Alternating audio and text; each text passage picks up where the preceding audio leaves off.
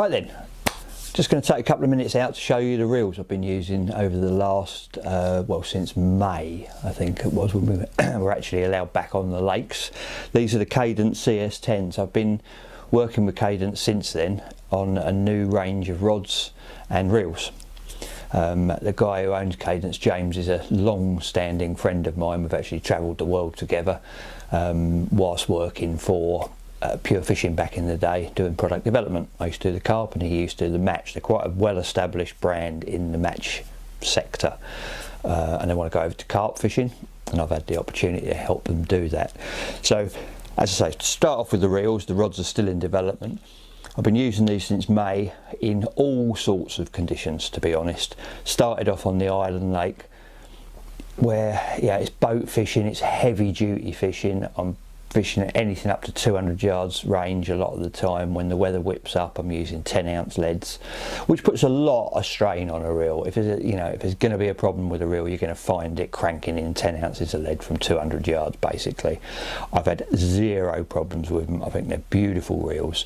There's a lot of carbon used in their manufacture, including carbon drag washers, which are beautiful. When you get a fish on one of these, they absolutely purr. They're a beautiful sound.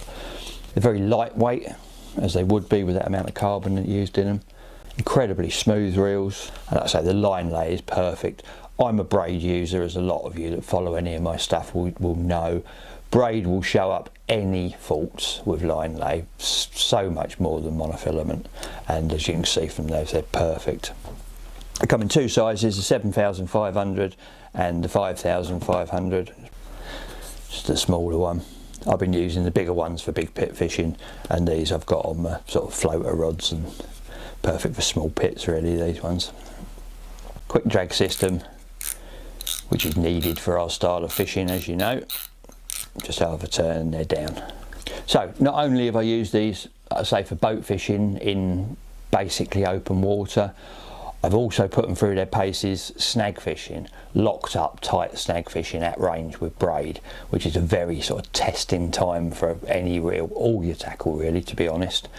I've had fish to 54 pounds fishing up against snags at ranges of anything up to 140 yards. So when you've got a reel locked down, you need to know that when it's locked down, it's properly locked down. If you're snag fishing, it can't take nothing, not a single click, and it's performed perfectly there. I then took them over to Raspberry 1, which is a different kettle of fish, excuse the pun, entirely. Very, very weedy lake, Raspberry 1. You know, you've got weed beds, even in the winter, standing 10, 12 foot off the bottom. On my second trip over there, I hooked a huge fish which heavily weeded itself. Reels performed perfectly, managed to bully him out of the weed and drag him and half the weed bed in under extreme pressure. That fish went 48.5 pounds. So I've had some really big fish in varied conditions on them. I had a leather just under 40 pound fishing just under the rod tips.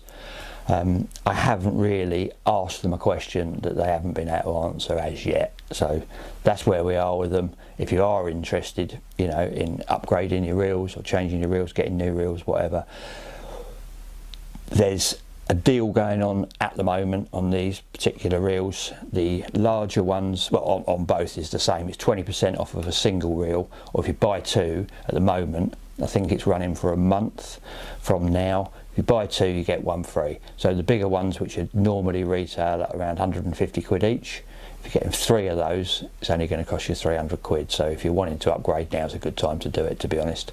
I can't recommend them enough. You know, people that follow my stuff know that I am a little bit of an animal when it comes to my tackle. I don't look after it as a lot of people do and should. I haven't damaged a single reel since May. You know, these are the reels I was given in May. I'm still using them now. I've literally just taken that off my rods over there to show you. Anyone that knows me well will know that that is a testament indeed that I haven't managed to make a dent in them, and I haven't been able to say that for a long while. So there you go, Cadence CS10 long cast carp reels.